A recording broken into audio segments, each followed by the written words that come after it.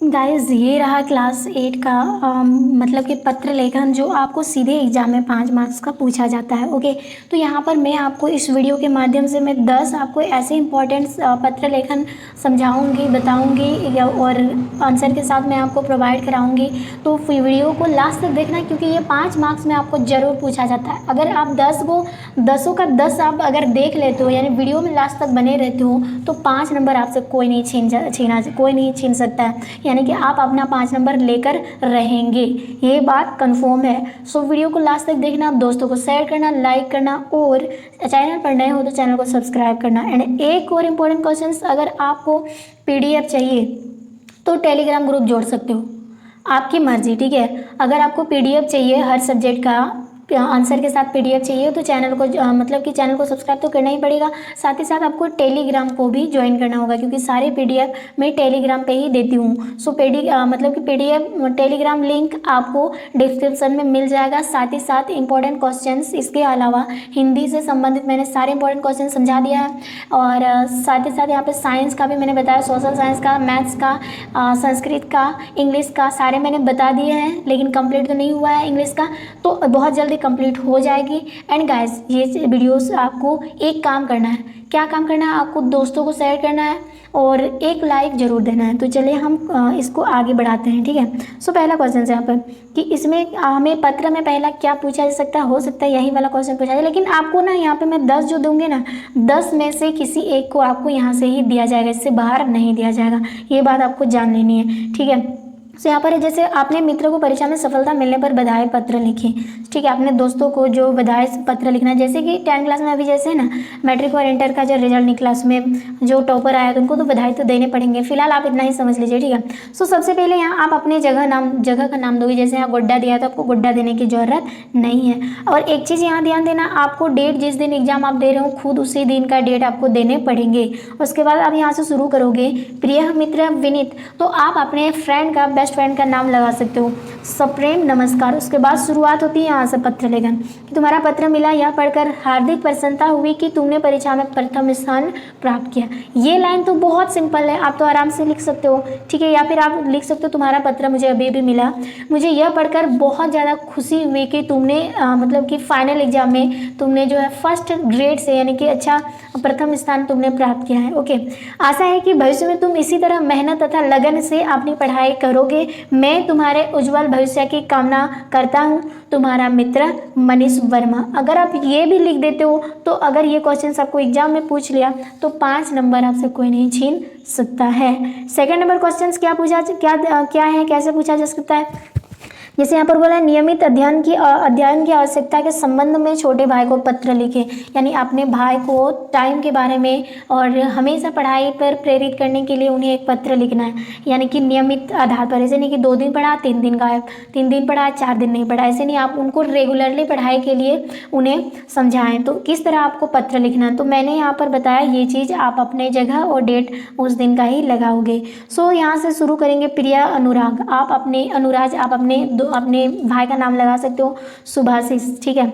और उसके बाद पत्र लेखन, यहाँ से महीनों से तुम्हारे बारे में कुछ नहीं सुना, यानी कुछ महीने से तुम्हारे बारे में कोई अता पता नहीं है, पता नहीं तुमने पत्र क्यों नहीं लिखा, क्या रीजन हो सकता है। हम लोग सकुशल हैं, आशा करते हैं कि तुम भी विद्यालय के छात्रवंश में खुश होंगे, बिल्कुल ठीक होंगे और आनंद से रह रहे होंगे, ये आपको लिखना है। उसके बाद आगे आखिर घर को छोड़कर छात्रवास में रहने का यह नया अनुभव अपने आप में ही अलग होता है, में कम महत्वपूर्ण नहीं, और बातें जो भी हो, कम से कम छात्रावास का जीवन तो निश्चित, नियमित और योजनाबद्ध होता है। देखिए आज स्टूडेंट को इसीलिए हॉस्टल में रखा जाता है क्योंकि वो घर में रहता है तो उनका टाइम मैनेज नहीं हो पाता है, वो पढ़ाई करा तो करा, बहुत ही कम ऐसे स्टूडेंट है जो अपने रेगुलरली टाइमिंग जो है मेंटेन करता है, अदरवाइज बहुत ऐसे स्टूडेंट है जो मेंटेन नहीं कर पाता, सोचता तो है पढ़ेंगे डेली इतना से इतना बजे तक, बट होता नहीं है। लेकिन हॉस्टल में ना ऐसा नहीं होता है क्योंकि वहाँ पर रूल रेगुलेशन होता है कि आपको इतना तक पढ़ना ही पड़ेगा, इसलिए वो बच्चों को हॉस्टल में ले जाया जाता है ताकि वो अपने दिनचर्या को बनाए रखे, ठीक है, स्टडी में। तो यहाँ पर क्या है, समय की सीमा में बांधकर निर्धारित दिनचर्या के अधीन सारा काम करना पड़ता है हॉस्टल में, क्योंकि वहाँ पे ज़्यादा डिसिप्लिन मेंटेन करना पड़ता है। ऐसी स्थिति में अगर छात्र नियमित अध्ययन का अभ्यास कर ले तो छात्रावास का जीवन वरदान सिद्ध होगा। बिल्कुल ठीक है, थोड़ा थोड़ा करके नियमित अध्ययन करने वाले छात्रों को कभी परीक्षा काल में अधिक परेशानी नहीं होगी। ऐसे तो होता है और नहीं होना पड़ता है। आशा है कि तुम मेरी नेक सलाह बनकर नियमित अध्ययन करोगे और परीक्षा निकट है, सावधानी बरतो, बस तुम्हारा सजल। ऐसे भी तो होता है ना, बहुत सारे स्टूडेंट जैसे हम में से भी बहुत हैं वैसे हॉस्टल लाइफ में ना या घर में रहेगा तो बोलते हैं पढ़ेंगे एग्जाम आने दो। जब एग्जाम आता है तब उनका दिमाग ना किताब पलट मतलब कि किताब जो होता है ना उसको पलटते पलटते टाइम पार हो जाता है, क्योंकि वो सोच नहीं पाता कि मैं कहाँ से शुरू करूँ और कैसे पढ़ूँ। ठीक है, वो ऐसे ही पेज को पलटा फिर पलटा, टाइम बर्बाद। तो ऐसे नहीं करना पड़े, इसके लिए आपको शुरू से ही ये टाइमिंग को मैनेज करके रखना है कि मुझे सारी चीज़ों को क्लियर करते हुए चलना है कि एक दिन में पहाड़ खोदा नहीं जा सकता, ये बात आप ज़रूर जानते हैं। इसीलिए सारी चीज़ें एक दिन में याद नहीं होती है। अगर आप धीरे धीरे रेगुलरली पढ़ाई करते हो, जो चीज़ आपको जो लेसन आपको स्कूल में पढ़ाया जाता है दिया जाता है, अगर आप घर में आकर रिपीट करते हो, डेली के डेली इसको रिवाइज करते हो, सोने से पहले उनको देखते हो, तो ध्यान रहे वो बच्चा टॉप होने से कोई रोक नहीं सकता। ठीक है, और ये जो टाइमिंग है स्टूडेंट लाइफ में बहुत ज़्यादा इंपॉर्टेंट रोल प्ले करता है। आपको भी ऐसे ही करना पड़ेगा। ऐसा नहीं कि एग्जाम के पहले दिन आप सारा क्वेश्चंस का याद करके चलोगे। एग्जाम के पहले दिन आपको कुछ समझ नहीं आएगा, आप ना किताब पलटते पलटते टाइम को बर्बाद करोगे। टाइम हो गया, घंटी बजे, स्कूल दौड़ो। ठीक है, ऐसे ही तो होता होगा, मेरे साथ भी ऐसे ही हुआ है, इसीलिए मैं आपको ये जो है बता रही हूँ। ठीक है, लेकिन यहाँ पर उसके बाद बताते हैं थर्ड नंबर क्वेश्चन। पिताजी को पुस्तक खरीदने के लिए पैसे भेजने का अनुरोध करते हुए एक पत्र लिखे। यानी कि बुक्स को खरीदना है आपको और आपके पास एक भी रुपीज़ नहीं है, आप हॉस्टल में रहते हैं, तो आप अपने पिताजी को एक पत्र लिखो जिसमें वो आपके लिए पैसे भेजें ताकि आप अपने नए क्लास के लिए बुक्स को खरीद सकें। यहाँ पर शुरू करते हैं, यहाँ से शुरू करेंगे। जैसे आदरणीय पिताजी, चरण स्पर्श। ठीक है, मैं स्वस्थ और सानंद या आनंद हूँ। आशा है आप अवश्य ही स्वस्थ होंगे आप सभी। ठीक है, उसके बाद बोलेंगे मेरी वार्षिक परीक्षा समाप्त हुई है, मेरे सभी परीक्षे अच्छे गए, यानी कि सभी पेपर जो है एग्जाम पेपर अच्छे से गए हैं। आशा है कि मैं अच्छे अंक से उत्तीर्ण होऊंगा, यानी पास आउट हो जाऊंगा। ठीक है, मुझे कुछ नई किताबें तथा कॉपियाँ खरीदनी है, इसके लिए मुझे 400 रुपये की आवश्यकता है। आप यथाशीघ्र रुपये मनी ऑर्डर से भेजने की कृपा करेंगे। माँ को मेरा प्रणाम, हम छोटे को आशीर्वाद कह देंगे। आपका प्यारा पुत्र सुनील। ठीक है, और पता डालना है तो डाल सकते हो, क्योंकि ये भेजा जा रहा है मनी ऑर्डर, तो आपको फुल एड्रेस तो देने ही पड़ेंगे। एंड गाइस, यहाँ पर जैसे इन्होंने मांगा है पापा से, कितने पैसे मांगे हैं? 400। हो सकता है आपको बोला जाएगा 500 रुपया मांगो पापा से, तो 400 की जगह आप 500 डाल देंगे, बाद बाकी सेम रहेंगे। आई होप आपको समझ में आ गया होगा। 4 नंबर का देखते हैं। 4 नंबर में किस तरह से हमें क्वेश्चन देखने को मिल रहा है। तो आपने पिता को एक पत्र लिखे जिसमें परीक्षा की तैयारी करने का वर्णन हो, यानी कि आप अपने पापा को एक पत्र लिखो, क्योंकि आप तो हॉस्टल में रहते हो और एग्जाम जो आपका आ चुका है, तो आपने कैसे कैसे तैयारी करा है, ये सारी इन्फॉर्मेशन आप अपने पापा को बताओगे, तो एक लेटर के माध्यम से। ठीक है, फ़ोन तो नहीं रखा जाता जो आप फ़ोन से बात करके बताओगे, तो आपको पत्र लिखना पड़ेगा। सबसे पहले यहाँ पे क्या होता है, पूज्यवर पिताजी, सादर प्रणाम। उसके बाद आप शुरू करेंगे, कई दिन पहले आपका पत्र मिला था। ठीक है, मतलब पत्रोत्तर देने में विलम्ब हुई, यानी कि इसका जवाब देने में मेरे से विलम्ब हो गई है, मुझे क्षमा करेंगे, ये लिखना है आपको। उसके बाद आगे आप क्या लिखोगे, अगले सप्ताह मेरी वार्षिक परीक्षा प्रारंभ हो रही है, यानी कि नेक्स्ट वीक को मेरा जो है एनुअल एग्जामिनेशन स्टार्टेड हो रहा है और मैंने तैयारी अपनी सीमा में पूरी कर ली। अपने हिसाब से मैंने जो है तैयारी ऑलरेडी कंप्लीट कर चुका हूँ। यदि आपका आशीर्वाद साथ रहा तो इस वर्ष में, मतलब कि इस वर्ष में क्या है कि प्रथम श्रेणी मिलेगा मुझे। ठीक है, मतलब कि फर्स्ट स्थान से मतलब पास आउट हो जाऊंगा।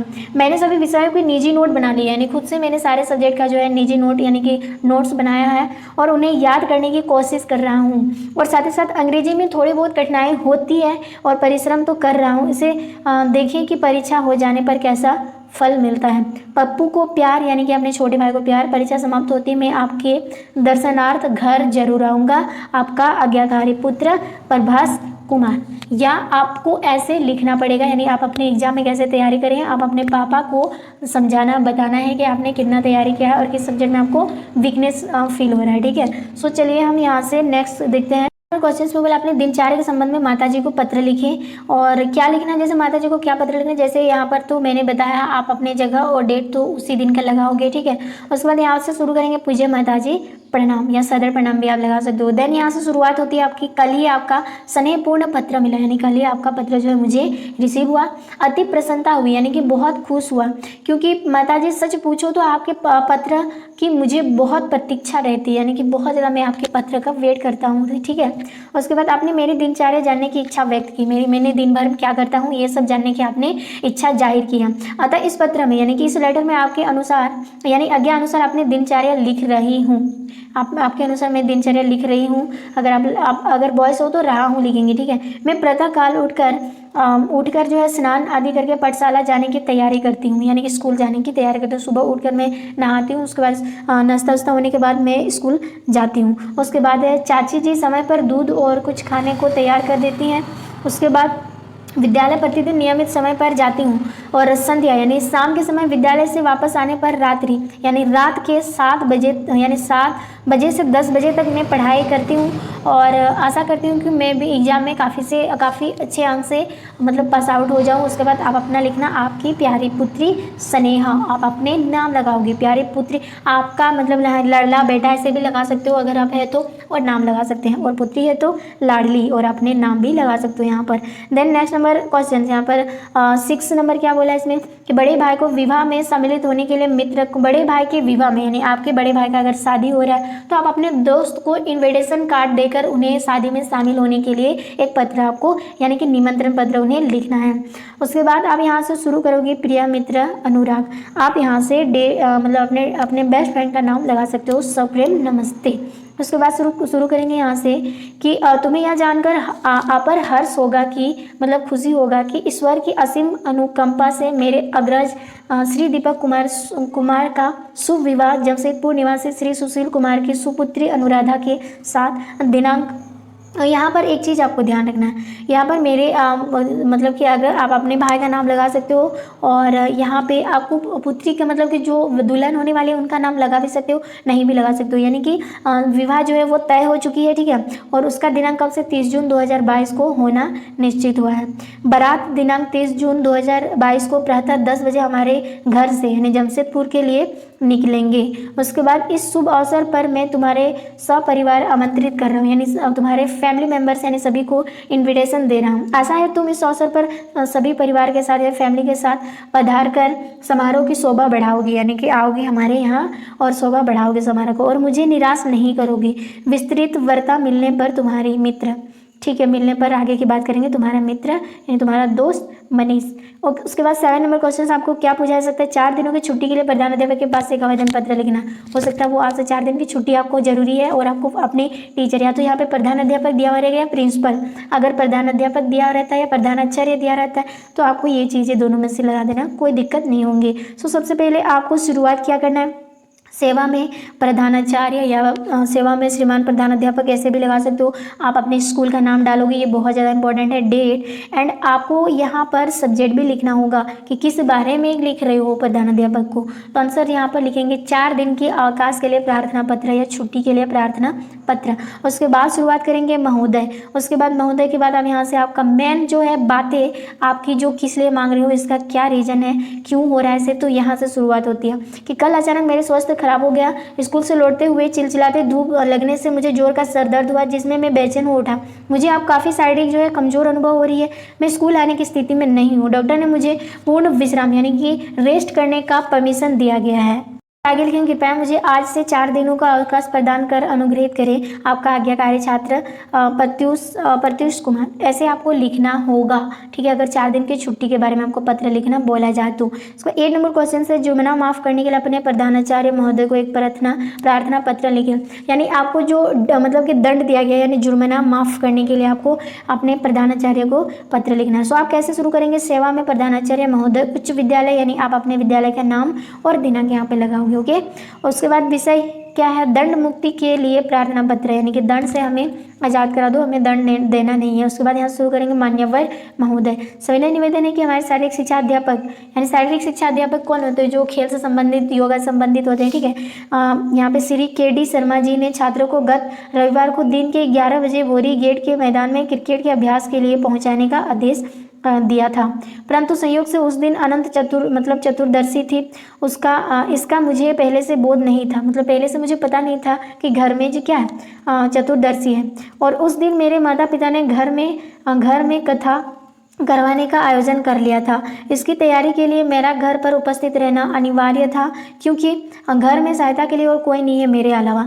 कथा तथा इससे संबंधित सारे काम को समाप्ति दोपहर बाद यानी 3 बजे हो पाई। इसके बाद भोजन करने में लगे रहने से मैं बहुत अधिक थक गया था, इसलिए मैं क्रिकेट अभ्यास के लिए नहीं पहुंच पाया।